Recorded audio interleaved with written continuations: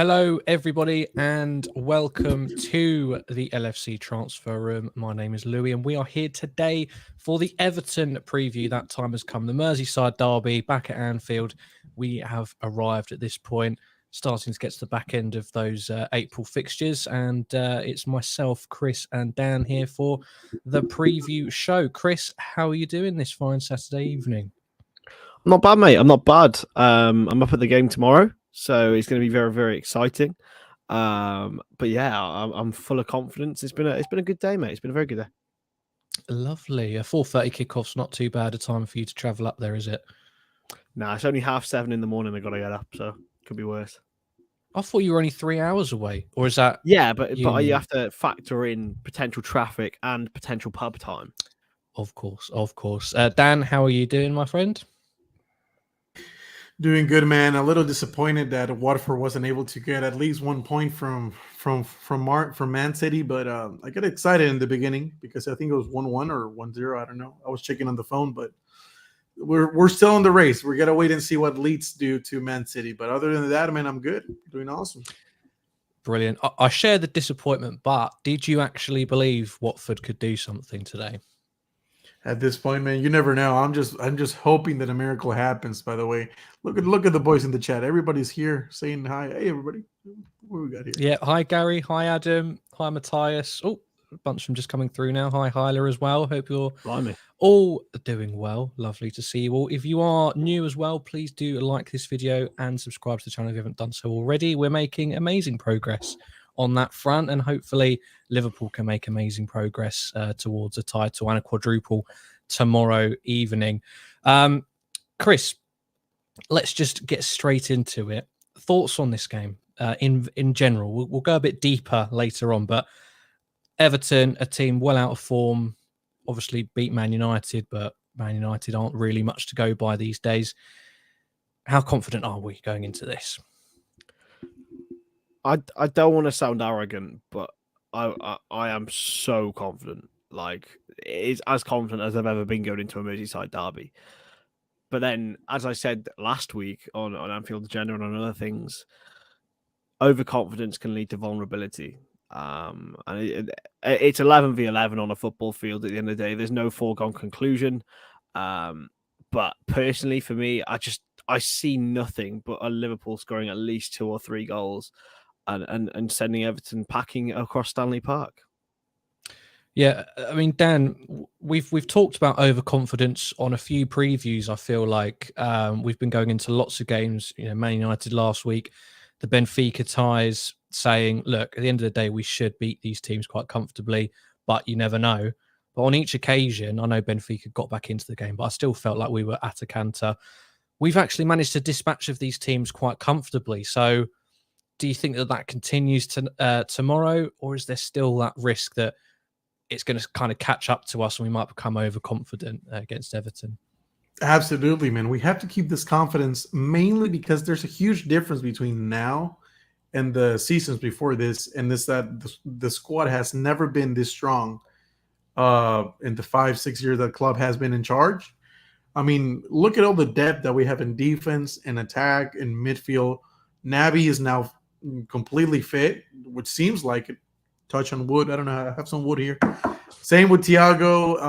Fabinho's doing better than ever. I mean, we should be confident, and then for a reason. The squad hasn't been as strong as ever, and I believe that this is the strongest Liverpool side, at least in my lifetime. I don't remember any Liverpool side as strong as this now. So if there's a moment to be confident, is now. So just enjoy it, and let's smash Everton on the next fixture, man. Yeah, and Adam in the comments, thank you for getting involved, Adam, says, obviously, it's at Anfield, Kris. How much of it's obviously always a boost playing at Anfield, but at this point of the season against such a big rival, quote unquote, purely because of the history, how massive is that? Because I feel like we'd maybe all be a little bit more nervous if it was at Everton. Oh, you're muted. You're muted. And the reason I was muted is I'm just Googling the last time Everton won at Anfield. Last year. Before last season, obviously. whenever that was. I mean, I'm not going to count last season. Last season can get out of it because we had Ozan Kabak and Nathaniel Phillips defending. And however much we love both of those, they're both very limited. And they also got a penalty for Calvert-Lewin treading on Trent, so we will ignore that. Yes, yeah, yeah, it's gonna be batter. We're gonna batter them, mate. We talked about the overconfidence earlier, but yeah, they've got nothing. We've got everything. We've got every reason to be overconfident, and hopefully we turn them over. I think we can score more against these than we did against United. You know, I genuinely do. It could get embarrassing. It could get really embarrassing for them, and hopefully that dents their goal difference as well, and hope Burnley can get ahead of them. Not only that, but in the last 10 matches, I'm just checking right now, by the way, it's not sponsored, but like right here, in the last 10 matches, Everton have only won 2 matches. So they lost 7, they drawn 1, and they just won 2. I mean, that record is horrible. The last match they drew against Leicester, they got battered by Burnley 3-2. West Ham defeated them. Crystal Palace gave him a 4-0 like destruction. Like, this team couldn't be at a worse moment right now. So there's just no way that we're gonna lose against them unless we start rotating. Then who knows? Yeah, and we'll get into who we'd like to see versus who we think we'll see in a moment. But going back to obviously that Man U game, Frank Lampard's come out in the pre-match press conference and said how he wants to see passion and desire and fight, and I'm sure we will see that in some regards. Whereas you go back to Man United, they showed no passion, no desire. They had quality on the pitch, whereas Everton, you'd say, probably lack that. So it's kind of flip side. Do you expect that to make any difference, Kris? Do you think we can be undone by passion and desire? I think they'll put up a lot more of a fight than Man United did. But as you said, they lack footballing ability. Lad, I honestly, I'm struggling to think of any Everton player that makes our bench, and that's saying something. Like Richarlison, right? No way. No way. You get ahead of Jota or Firmino. You didn't get ahead of Jota or Firmino or Origi. You didn't get ahead of Origi for me. He's overrated. He's overrated, mate. He's overrated. No, I agree. He's overrated, but okay, let's try to put our bias to the side. Come on. As much as we hate Richarlison, he's a decent player for the bench. Just for the bench. Origi would look incredible in that Everton team. I'm sorry. No. He looks incredible playing against them, to be fair. In the Brazil squad, Firmino got dropped for Richarlison, and Richarlison is the starter, if I'm not wrong, right? Is Neymar, Richarlison, and Anthony or Rafinha? I don't know. I haven't really been watching, but he plays a lot for Brazil, more than Firmino. Oh, wow. No, he can get in the bin, mate. Honestly, he's the only one that there can even be a conversation on, and that shows the level of dispersion between the two sides.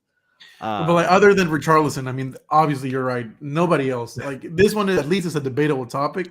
But other than that, I mean, I put Kelleher above Pickford, by the way. Yeah, Pickford is just. I won't take Kelleher after this season. He's so good, man. I don't know. Was it James yesterday who said Pickford belongs in the National History Museum? Hanging up. I thought that did tickle me a little bit. In terms of team news for Everton, Lampard has confirmed that they'll be without Donny van de Beek and Andre Gomez, which I thought might have been something to be thankful for, but they were unused substitutes against Leicester last week anyway. Donny van de Beek, just very, very quickly on him. Massive starlet coming out of the Ajax academy in Holland football, and since he's come to the Prem, we all thought maybe it was Ollie mismanaging, not knowing how to use him, but coming to a troubled Everton side as well. Is he just not cut out for this league, or is it more a case of just having horrific luck with the teams he's had to go to, Dan? I mean, I don't know what to think at this point. Van de Beek has been under 3 managers now, 2 at Man United, and I think even 2. No, just 1 at Everton. No, 2 at Everton, because Rafa Benitez got sacked, and he was under Rafa Benitez, right? No, he joined in January. Oh, so it was with Dele Alli. Those 2 were signing for Frank. So that's 3 managers already, man, and he still hasn't been able to manage to impress anybody. get into the starting 11, and even when he has got into the starting 11 or just as a substitute, it doesn't look like he's cut out for this league. It surprises me because most of the Ajax players tend to be wonderful elsewhere, but it seems like this is not one of those cases. I don't know what you guys think about him not doing well in the league. Yeah, what about you, Kris? Because I'm quite conflicted. I think Donny van de Beek's talented, but when he's played in the right system at Manchester United, he wasn't ever. He's got to be at the top of a diamond really for him to really excel. He never has done that in the Premier League. There's a player in there in Europe. I just don't think. I think it's too far gone in this country now for him. He'd be better off going to Spain, going to Germany, go back to Ajax even. But I've heard, obviously with Ten Hag coming in, maybe there is a way back for him at Manchester United, because it's the manager that got the best out of him at Ajax. I mean, I remember he scored in the Champions League semi-final against Spurs at the Tottenham Hotspur Stadium. He's a cracking little player, but we just haven't seen the best of him. But maybe Ten Hag's the man to get it out of him. Yeah, again, just to wrap up, this isn't the Donny van de Beek transfer room. This is the Liverpool transfer room. Yeah, with him, especially when it was under Ole, I did just think it was a pure case of mismanagement, and maybe he wasn't the one who suggested buying him. Maybe he was a club signing, because they do have a habit of doing that, going over their managers' heads. But again, then maybe I do think that it's just horrific luck going to a team that's in the situation it finds itself in. It probably doesn't have the greatest dressing room either. So going from one bad to another, it's hard to defend him at this point. The fact that he can't seem to at least make himself look okay on the ball defensively, that kind of thing. But hey, we'll see what. Sorry to continue this, but didn't Lampard use him as a 6? He's a 10. Like, and he's put him in defensive midfield role. It's just delusional. Yeah, well, like Curtis Jones, I think, played as a 6, right? Well. Curtis Jones played as a 6 a couple times under club, and he did okay. He wasn't bad. Donny van de Beek, doesn't matter where you put him, and he's just pretty bad anywhere you put him. He needs to go back to a different side, man. Like, his Premier League is not cut out for him. He needs to go to a side that plays a 10 as well. Not really, or at least has space for him to be there, because I think Man United obviously have Bruno Fernandes, so he's not getting in front of him. So Hyla, thank you for confirming other casualties for Everton. Dominic Calvert-Lewin's not available. Donny van de Beek, Andre Gomez, Tom Davis, Andros Townsend. So, I wonder, he's also put a potential starting 11 for Everton. I do wonder whether we'll see a Fabian Delph masterclass again. I mean, that's before we go into the teams, the Liverpool team. I do just want to bring up the facts. Obviously, Everton were one of the teams that nearly got something out of Man City. So, although it's been a while since then, relegation's edging closer, they've still got it in them to put up a bit of a fight defensively. I'm not saying that I don't think they'll score at all tomorrow, but they've got the capabilities to make things difficult for us. And I'm sure Frank, and if Duncan Ferguson's still around, they'll be saying, let's get a few kicks in and a few studs up tackles, what have you. I mean, Dan, do you think, like a lot of people in the chat, that this is going to be a runaway scoreline, or do you think Everton have that potential to hold us quite close? I do think we're going to win, just not comfortably as we did against United, because I feel like there's a huge difference between Man United and Everton. If we consider them both derbies, of course, Man United, they have quality players, but they do not have good management nor the passion to play, or at least that's what it looked like. They looked like they couldn't be ours to play. Everton, regardless of the quality they have, regardless if they're good or not, every single time we play them, like, they'll go all aggressive against us. They'll try to injure players. They're going to sweat for that jersey. We know that for a fact. So just because of that, I don't think it's going to be comfortable, but I do think it's going to be an easy 2-0 win, or maybe 3-1 win, just not as easy as Man United. Yeah. Well, of course, coming up this Wednesday, we do also have the Champions League semi-final first leg against Villarreal, and that is at home. So obviously meaning the second leg is away from home, and with away goals not counting, it's even more important that home teams really take advantage. So I expect on Wednesday to see, obviously, a fully strong Liverpool squad. So we have to take that into account going through our teams for tomorrow. First of all, get the goalkeeping position out of the way. I assume we all believe Queeve Kelleher's played his last game this season. He's not coming in tomorrow, is he? Unless injury preventing, obviously. Yeah, of course. Was Which is it unfortunate. Which cup was it, the one that he started? Was it the Carabao Cup or the FA Yeah. Cup? He Carabao a little. Yeah. He played in the FA Cup a little bit, didn't he? But I think that I feel sorry for him a little bit because he should have played in the FA Cup as well, if I'm being honest. Do you think we could have won if he played? Yeah, He would have 100%. a little tricky, that one, because Ali pulled some really good saves. He did. But I feel sorry. If we want to keep him around as our second keeper, then we're probably going to have to play him in both cups. But damn, there's a lot of shots being fired at Everton and their manager and everything in the chat. For good reason, Dan. Y'all need to chill down, guys. Come on. For good reason, it's Frank Lampard with the "I shouted at Klopp once" trophy, which I'm sure he's still very proud of. So I think that's where a lot of the animosity comes from, as well as him obviously being a Chelsea legend. Right. So the defense for Liverpool. A lot of us think Tsimikas is going to play. Kris, you're shaking your head. Is that you don't want him to play, or you don't think Klopp will play him? Both. Right, explain. If there's a Liverpool player ready for a derby, it's always Andrew Robertson. I'm sorry. I think he's undroppable for this game. I would play Tsimikas on Wednesday, if I'm being honest with you. I think Villarreal are a more difficult team to break down, and I think Tsimikas can provide a cross. Probably has a controversial opinion. I think more consistent delivery than Robertson does.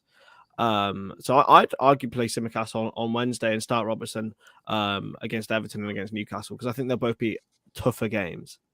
I don't know if it was American. I thought it was more an eclectic mix of everything. It was country accent from Lewis. What is going on, boy? No, trust me, I am good at accents, right? But it's hard on stream because I need time to warm up to it. I need a practice run. You only get one shot when you're live. Dan, you shook your head in agreement, though. Do you want Tsimikas to start, or do you think it's Klopp's choice to give Robertson a break for the Champions League? Absolutely. I think we need to go fully on with a substitute team, like a second-hand team. Not because I think that players need rest. Honestly, at this point right now, I feel like our players are already accustomed and they already know what is it to play 3 games a week or 4 games a week. They don't care at this point. Mainly because I know that someone is going to get injured in this game. I just know it.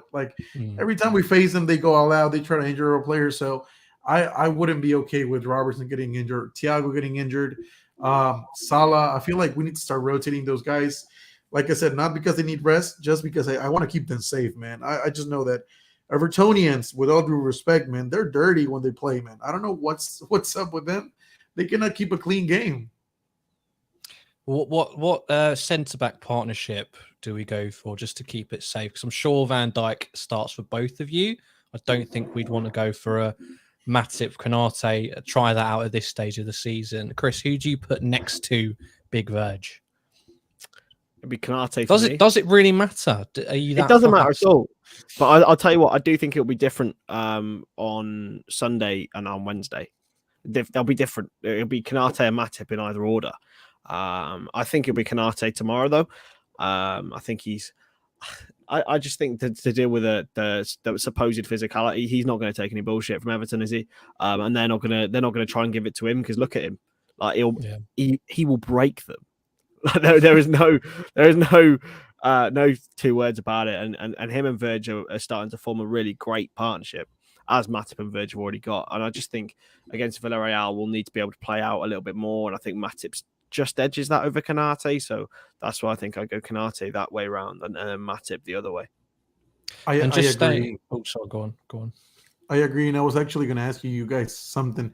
I want to propose both of you guys something, because I know my answer, but I want to see what you guys say. So, can we do a combined 11 of Liverpool and Everton? But the Liverpool 11 is going to be the second team. Still no one gets in. You think even with the second team, at least one or two, nothing. Louis, what about you? There's no, because I was thinking of asking this question before we came on, and I honest to God could not think of anybody. Richarlison is their best player, and he doesn't get in. So I'd rather Anthony Gordon than Richarlison.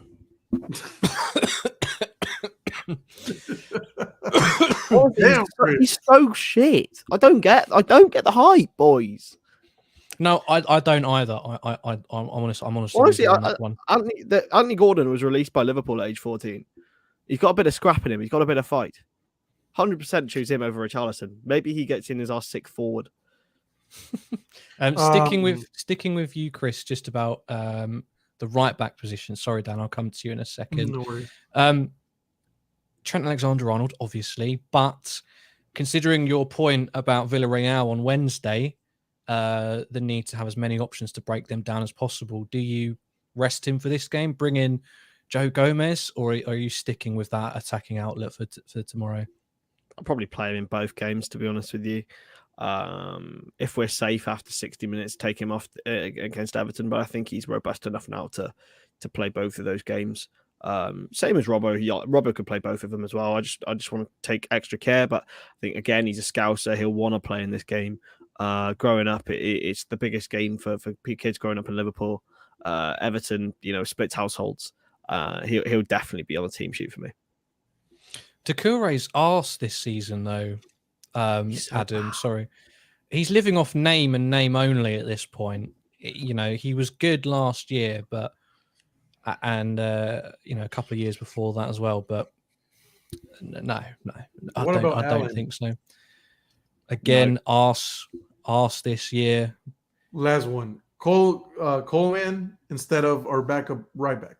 No, I put Joe Gomez ahead of him every day. Yeah, and Nico Williams, even though he's not even there, and Conor Bradley. I was trying to play devil's advocate, but I mean, really, honestly, I would just take Allen. Honestly, wasn't the Everton team to do it. They are so weak in every position, and it's fantastic to see. I hope it's not a 1-1 draw tomorrow. Clip me up. Clip me up. Honestly, Christ. It doesn't change anything. Even if we don't win tomorrow, they are awful. No, of course. But in today's day and age, football Twitter would have us on toast. Dan, what about you? The rest of that back four. Who would you like to see rested or come in before we move on to the midfield?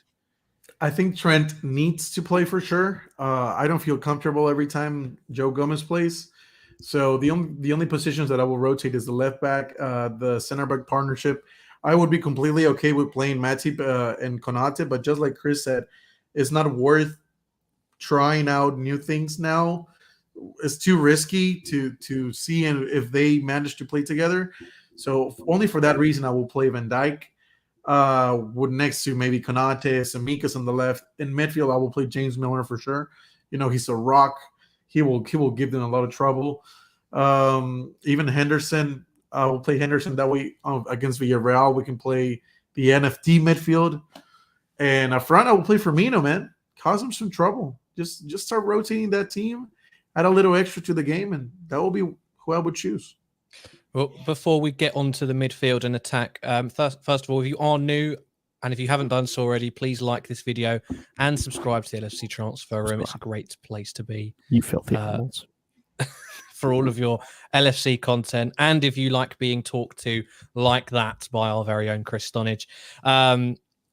Also, we will, of course, have a live watch along tomorrow from about 4 o'clock with my ugly mug as well. So please do stick around. I'm going to the ground, but I'm actually just going to watch the watch along and have the background noise on.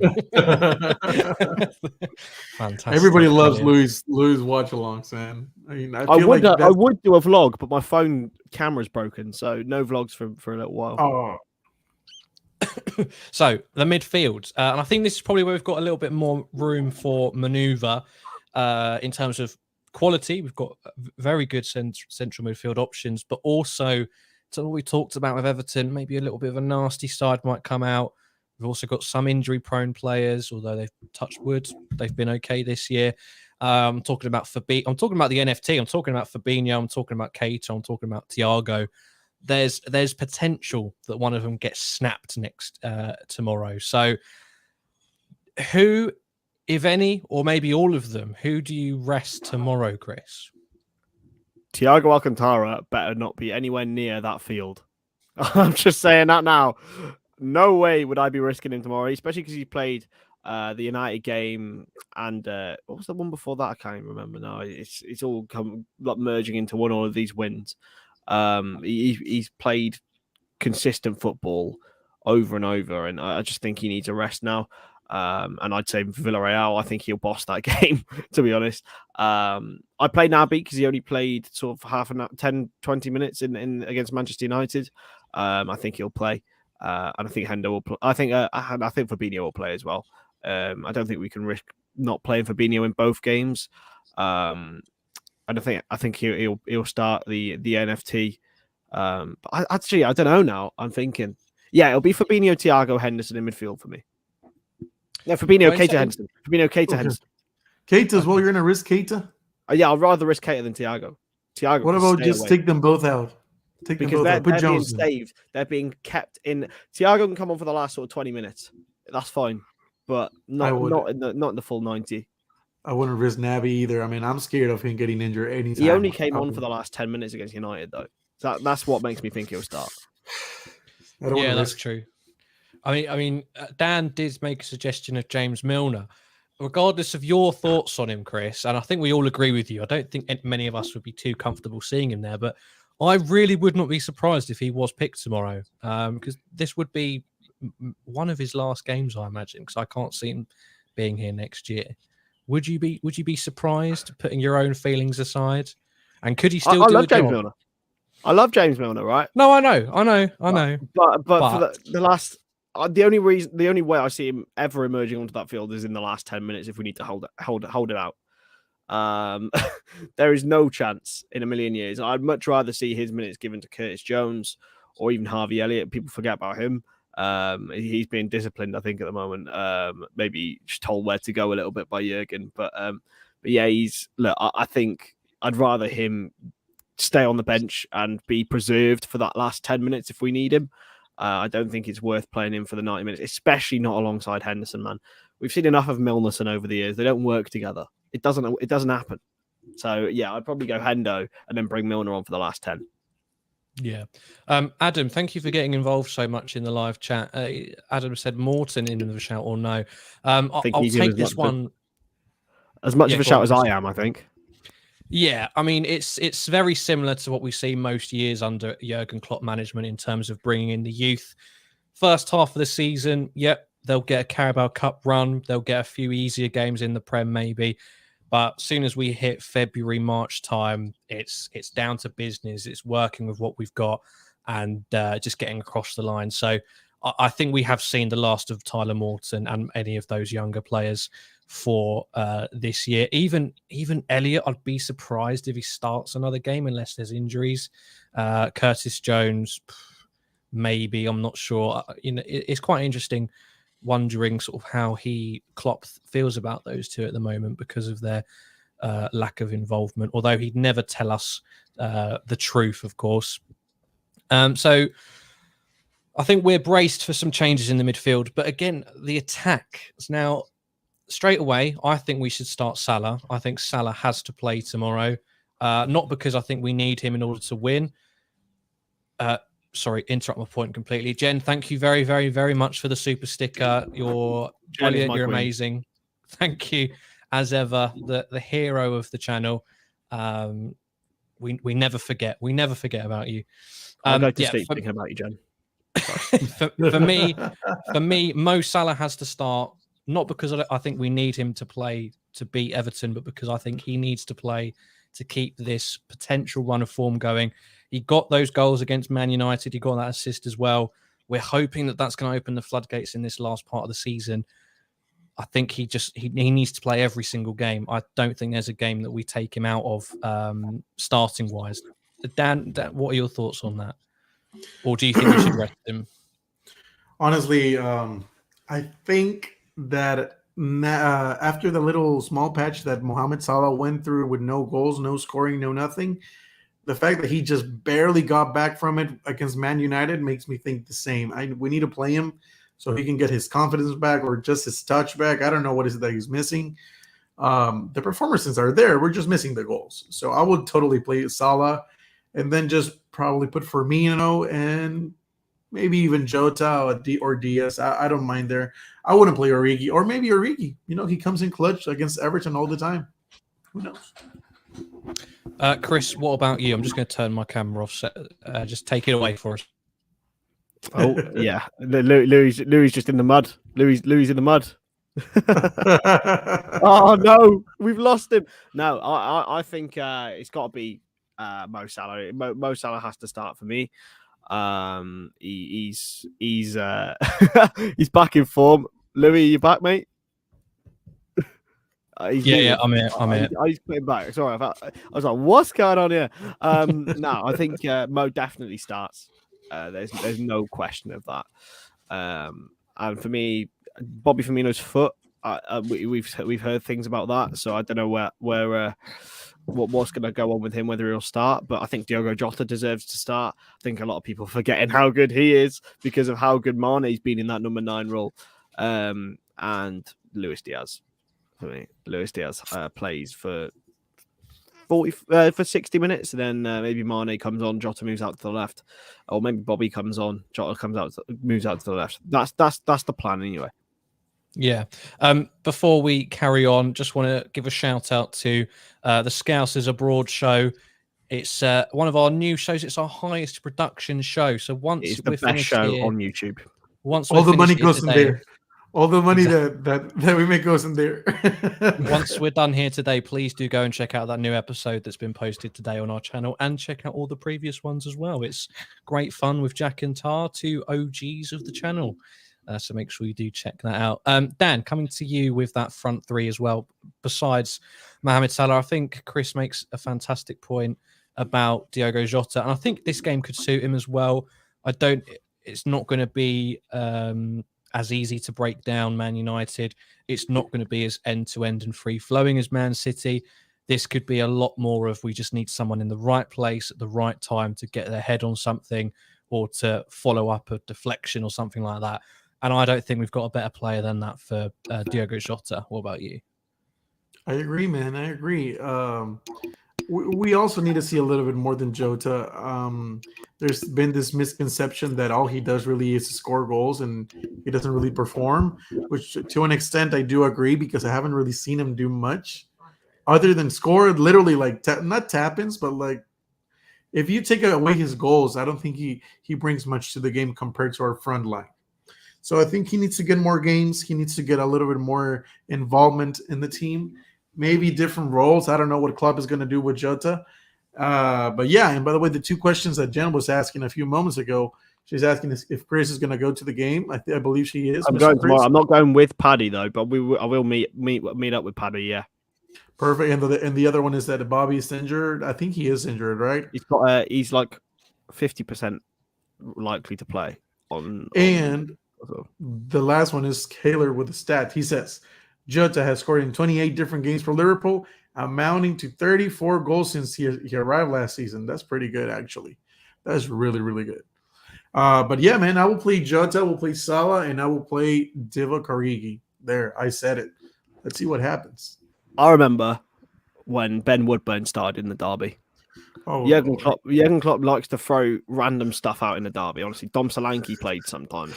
He'll just start Divock out of nowhere. Things happen. He just feels like he could take the pressure away. I'd back it. You will play Minamino as well? He needs a swan song. He needs an official final game. This could be his testimonial. I need to see him again because he's going. He's not playing again for us. It's very, very sad. I think he'll play him in one final game. I'm sure of it. Yeah. Speaking of going, I was going to ask you, as we speak right now, Everton are currently 17th in the table. I was going to ask you, would you guys want them to be relegated or would you guys want them to stay? I mean, Klopp has said that he wants them to stay in the Premier League. Do you guys agree with that or just want to see them gone? It's another game that I don't have to worry about opposition players trying to injure our players. So for that reason, I'd be fine with it. You know, the only time I look forward to it is the week before. I'm not counting down the days till our Merseyside derby, because for years they just haven't been up to a level where it's going to be an interesting contest. Yes, they've gotten results against us, but that's been through, you know, us being terrible or you know, a bit of luck going their way. So for me, maybe being outside of Liverpool has an effect on that. I'm sure if Matty was here, he maybe would say that he'd missed them slightly. I don't know, but for me, it's not too much of a miss. I will dance on their grave when they get down. Honestly, they are bitter and twisted.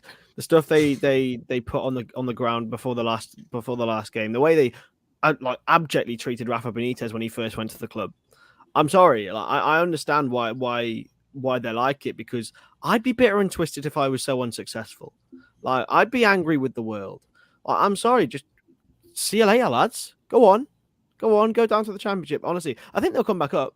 And I want them to come back up, actually. But a season in the Championship will not hurt them. It'd probably be the best thing that would happen to them, actually. I agree. It'll be a little humbling season that they're going to spend in the Championship. So I wouldn't mind them gone for one season, but then I will feel bad, man. The Premier League is not the same without Merseyside derbies. Like, I wouldn't be happy with it. Well, there's still 5-6 games to find out exactly where everyone's going to finish, not least Liverpool as well. And it kicks off again tomorrow versus Everton. So we'll wrap it up there. This has been the Liverpool versus Everton preview. Thank you to everybody who is watching and everyone who's gotten involved. It's been great looking at the live chat and seeing everybody in the comments. If you are new and you haven't done so already, please do like the video and subscribe in the bottom right hand corner. You can also join our Discord server, link in the video description for that. And we'll be live tomorrow from 4 o'clock for the watch along of the Merseyside derby. So until then, from myself, from Kris, from Dan, and from everybody in the LFC transfer room, thank you, stay safe, and we'll see you in the next video. Take care.